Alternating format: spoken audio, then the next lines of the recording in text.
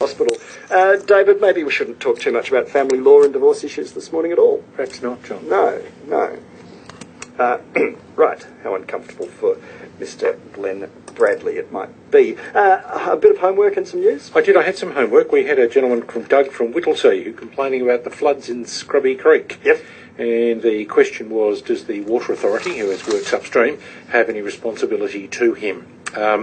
The answer is found, as everything is, in Section 17 of the Water Act. The old Section 17 of the Water Act. Section 17 says, Sections 15 and 16 impose obligations on occupiers not to interfere with water flows. Right. That is, not to make them better or not to make them worse.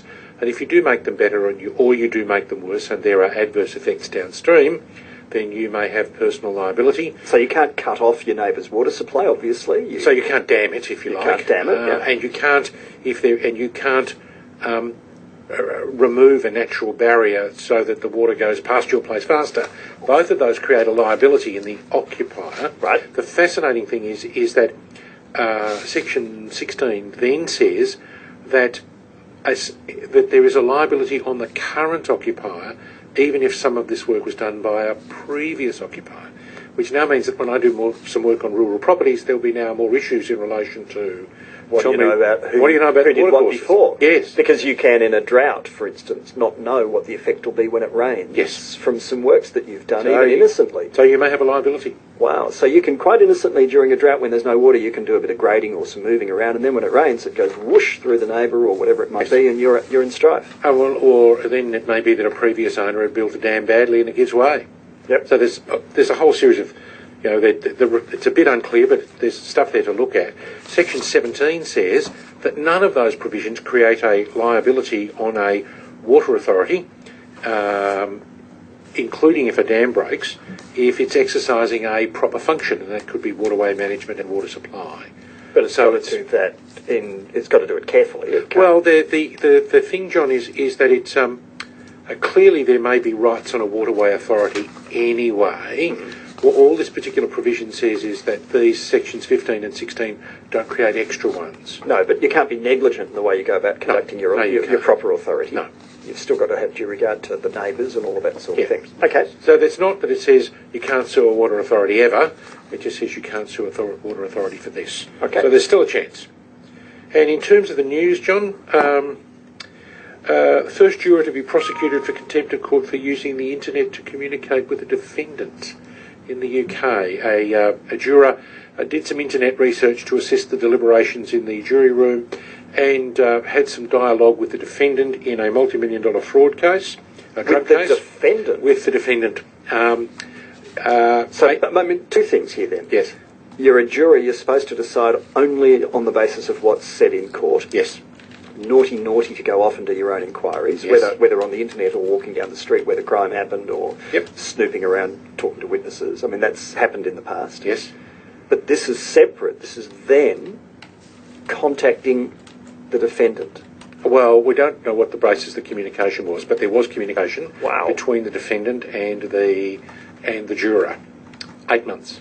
8 months jail? 8 months jail. There was a case years ago, I can't remember the detail, of a juror who was found giving a wink to an accused in a trial. Well, that would be worth something. Well, it was a retrial for a start. Yeah. I remember that. But 8 months jail. 8 months jail in the UK for the communications. Wow. Who said it, warned that the integrity of trial by jury must be protected. And also talking about the internet, John, a man found out that his wife was having an affair, and he then used blogs, Twitter and online videos to reveal details of his wife's 7-year affair. And the other party got very upset. The person who was not a party to the marriage. Yes. Got very upset and brought in private detectives. There was counter-terrorism detectives involved in a $1 million investigation into his activities and acquitted. Sorry, didn't constitute harassment, says the judge in Liverpool. So, interesting. So there you go. Technology's not all bad. No, it's not. Sordid lives people lead. They do. Well, some people. Kate in the city's first up with questions for today. Good morning, Kate. Good morning, John. Good morning, David. Thanks for taking my call. My question relates to an issue that I have with a real estate agent and the delayed settlement of a property. I bought a property last year, and in order to fund that, I sold another property shortly after. That property had a lease in place with tenants, and on advice of the real estate agent, he advised that yes, you can sell the property with a lease in place, as long as you have mutual agreement that the tenants may vacate if a private purchaser buys the property. May vacate. May vacate. Well, it seems to me you've just got two hurdles. First of all, you need to have an agreement, and then normally if you have an agreement, it creates an obligation. Well, the agreement was made and it was confirmed prior to and on the day of the auction. Unfortunately, the real estate agent never got that agreement in writing. The property was advertised with the lease in place, but because of the agreement they made on the day of the auction, it was sold subject to vacant possession. Yes. Now, that agreement was never put in writing. Yes. And the tenants then turned around and said, no, we didn't say we'd move. What agreement? Oh, wow. So then I was left in a situation where I wasn't able who was present when the agreement was made, Kate? The real estate agent's partner, the tenant. Yes. And then, as auctions do, they tend to keep parties separate. The agreement was then come out and told to me, yes, it will go ahead. How much more on the leases left? They actually had a significant amount of time. They actually, if they vacated when they agreed to, they would have had 6 months left. They said that they would vacate if I agreed to pay their packing and removal costs, which I did. Yes. And that was put in writing. So I was left in a situation where I couldn't settle my house and therefore potentially not purchase the other house. Well, unless you went for bridging finance. Correct. Yep.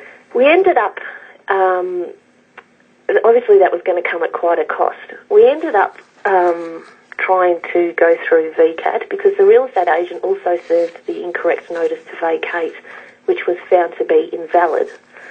So we were in a situation where the tenant still could stay another 6 months. No, this is a bit strange. It's okay, but what seems to me is the agent's argument is that he on your behalf, or the agent on your behalf, has agreed with the tenant that the tenant will leave on or before a particular day, right? And that itself wouldn't appear to require the serving of a notice. So you go off to VCAT.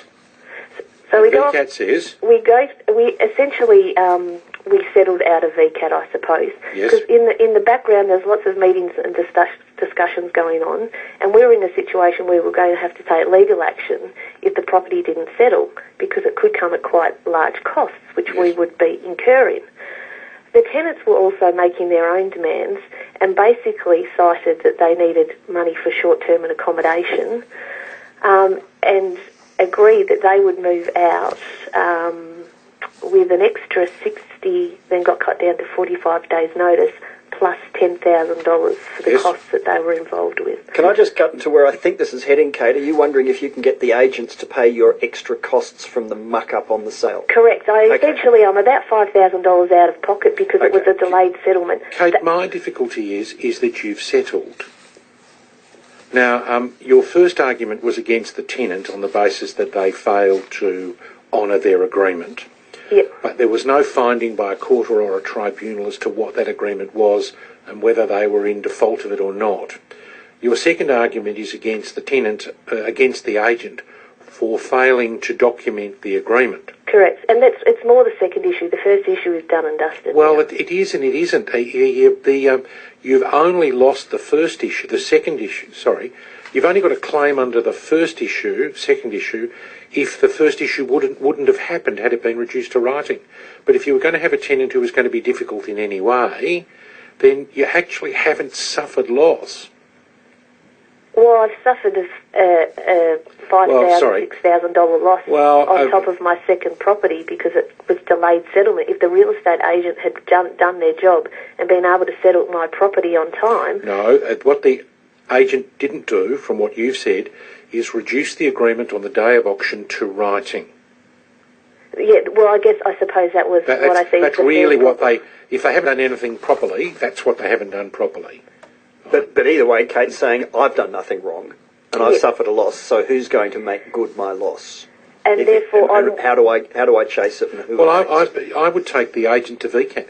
okay. So on the basis that they breached you were induced to sign a house sale at vacant possession on the basis of the assurance by the agent that the tenant that they had an agreement with the tenant that the tenant would leave. Not that the tenant had told them that they would leave, but that there was an agreement with the tenant that the tenant would leave.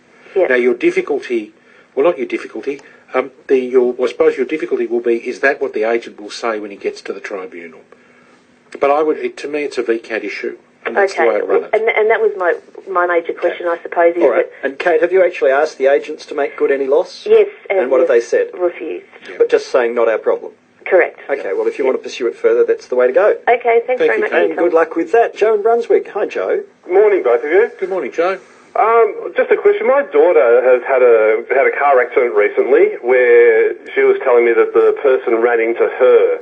Now, they got out and exchanged names and addresses, but she wasn't the driver of the car at the moment. She was the owner. She was a passenger at the time. Now, she gave her name and address, thinking because it was her car that she needed to do that. Now, the other driver, who doesn't have insurance, has gone to the police saying that the driver hasn't given name and address to them. Yes. Now, the police have called her and she has to go in for an interview with the driver of the car. Yeah. And just wondering where her legal situation stands and whether her insurance would cover it, whether she should go through them or what she should do. Okay. Joe, you need to do this very carefully. There is I had a client in a not too dissimilar situation. The only charge available is attempting to pervert the course of justice, which is county court and an indictable offence. Serious offence. It's a serious offence. It's not a magistrate's court giving a false name and address at a scene of an accident. It's attempting to pervert the course of justice. What your daughter needs to do, and you may think about whether she should get some legal advice, I probably would, but it would be that your daughter turns up with her driver friend and says, I thought that I had responsibility because I was the owner of the car and my friend was driving with my permission. I now understand that it's the driver who has the responsibility, and here she is, or here he is. But you need to do it very carefully, because the driver... Technically an offence has been committed here. Well, it sounds like an offence has been here. If it was your daughter's presumed to know the road rules. It's probably not that long since you got her licence, and it's the drivers who need to exchange names and addresses. What's happened is that your daughter, as the owner of the car, has provided a name and address and licence details when it was the driver that counts. Quick question though, Joe. Yep. Was the person who was driving, were they licensed? I assume so. Were they under the influence of anything? Not that I'm aware of. So it wasn't an attempt to try to get around breath testing rules or any unlicensed problems? It was a simple mistake on her behalf, being young and naive, I suppose. Well, David, does that help? It helps. You're unlikely to. Mine did involve some alcohol and an unlicensed driver. Which is when the police, needless to say, and quite rightly, say, no, there's more to this than... It would be nice to have one you could run in the magistrate's court, though, John, I must say. Well, no, yeah, but people do say, oh, look, let's pretend I was driving, and all that sort of... And that's not what's happening in Joe's daughter's case. What you do is your daughter and the driver both go to court, both go to the police themselves. Yes, that's together Sunday. And say, here we are.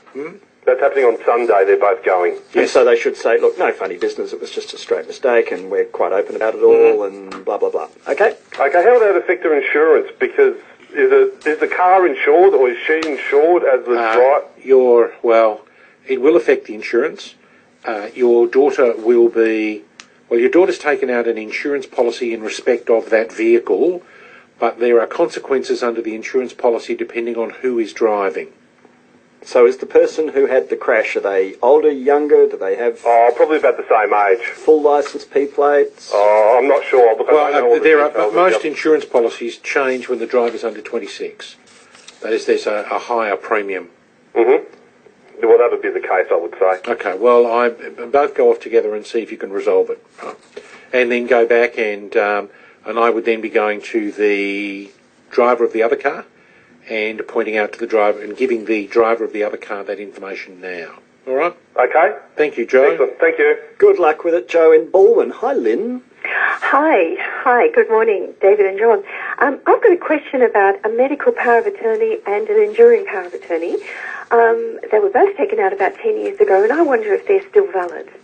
Unless they've been revoked or the person has died, yep, they're still valid. They're still valid. Oh, that's wonderful. My father is aging, and there was we did change the forms about 7 or 8 years ago. Right. For the financial power of attorney, the enduring one, yes. But there is what's called a grandfathering provision contained in the amending legislation, right, which says all of the old ones still work. That's wonderful. Thank you very much. It was easy. Thank you. It was. Good on you, Lynn, and thank you. Let's go up to Whittlesea. Hello, Craig. Yeah, good morning. Right. Live on a small acreage and applied for a planning permit from local council, which we've received. And one of the conditions on it is that we have to have a land management plan. A what? A land management plan. Oh, you're lucky. Yeah, it has to be professionally prepared, so that's almost a $3,000 cost. And it details all information about the land and uses and kind of erosion and weed prevention and all that kind of yes. information. And that was part of the conditions imposed on you getting the permit to build a house, wasn't it? Yes, we have to have that completed before we can commence. Yes. Also, as one of those conditions, is that we have to then attach this land management plan to the title of the property. What you mean there is that the land management plan needs to be incorporated in a Section 173 agreement and registered on title. Correct. Yes? Yes. As opposed to just with a stapler. Yeah, and I'm wondering what impact, that's obviously going to have an impact when we then wish to ever sell the property. Yes. In that those who come after us are going to be bound by the conditions of this as well. Yes. And is that a fair and reasonable condition that the council can impose that to that level of attaching it to the property? Well, look, they get a lot worse.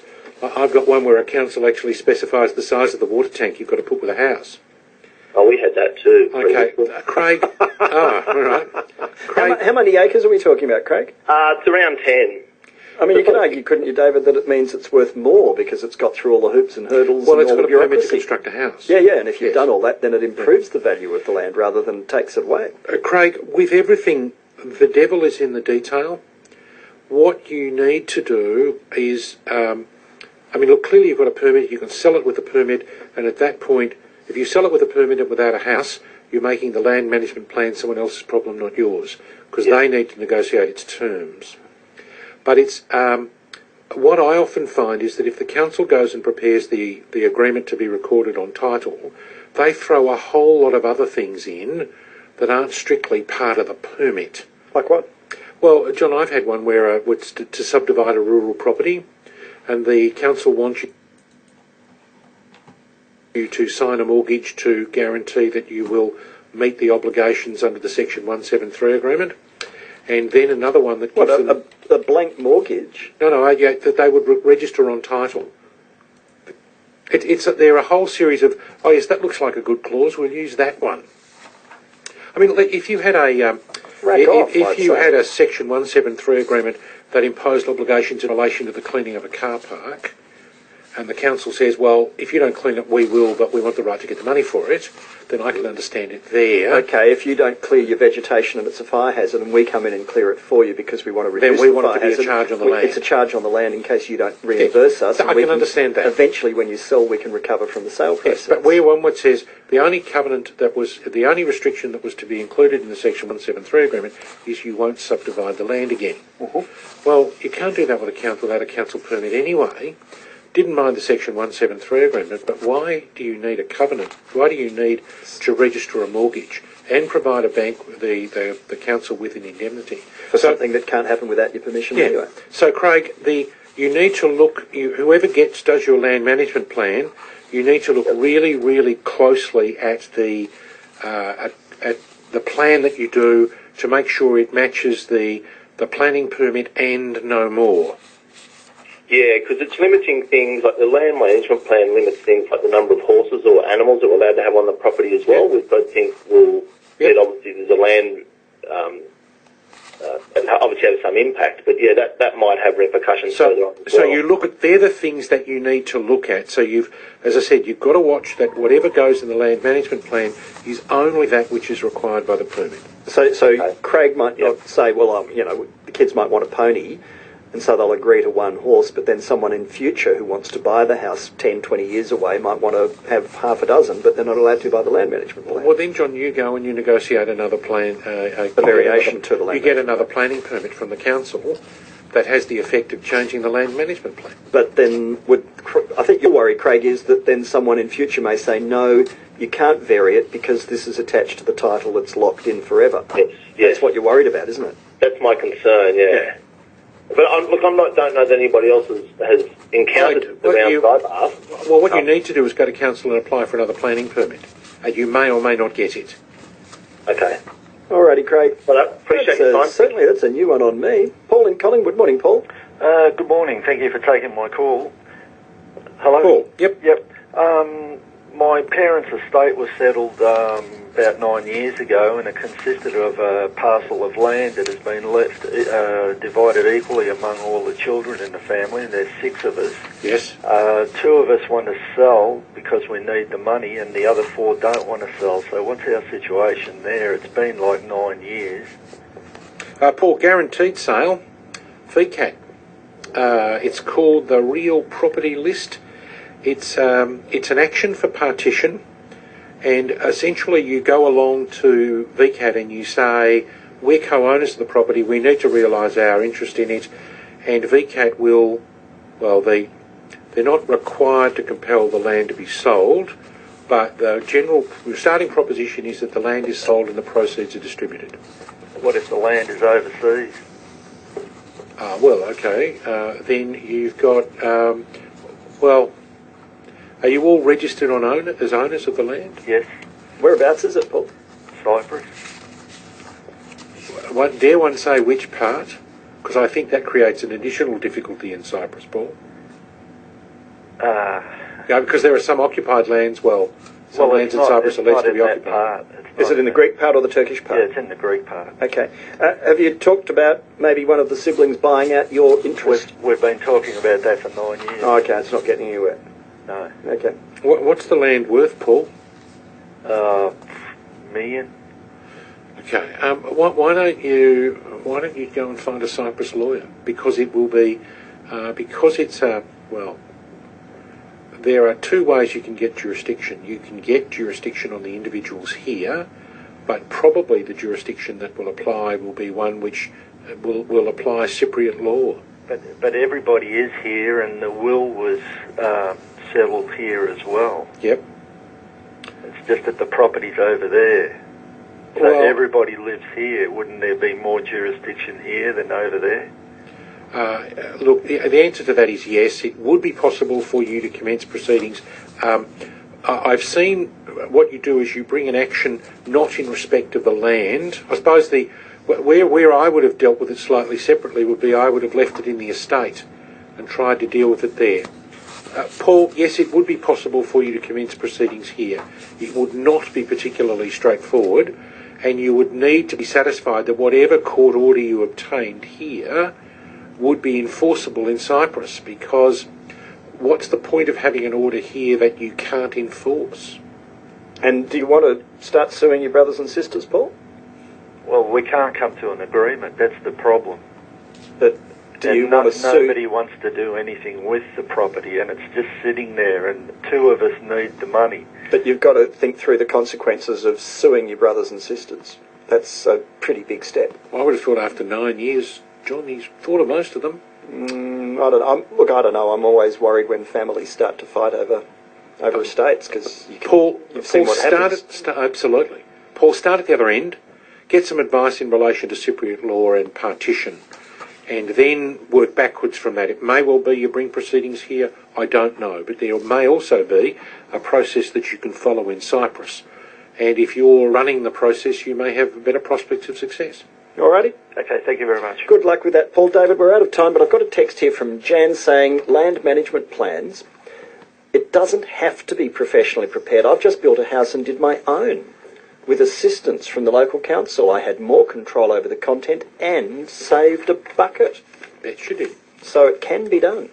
It's like when I wanted to change the garage roller door, I had to get plans, and they told me to get a technical drafting person and a surveyor and an engineer and all this other stuff. And I said, are you kidding? I just want to change the roller door. And in the end, I did my own drawings. They were pretty rough, but the guy at the council said, oh, that's all right, just change this, change that. And eventually, after 2 or 3 visits to the help desk, I got through it all and was given a permit. But at first, it sounded ridiculous and bureaucratic and formal, but it could all be negotiated. Well, let's hope that he has some success with his land management plan. Yeah, it can be done without that, according to Jan. Good on you, and I hope he's still listening, Craig from Whittlesea. David, as always, thank you very much from the city law firm of Donaldson, Trumbull. Our talkback lawyer, David Whiting, helping you with free legal advice. If you didn't get through today, I'm sorry, but have a crack next week when David's back, and he'll help more people at the same time every Tuesday. It's 25 to 11, which means I'm shockingly late. Plenty more coming up, including more on the volcanic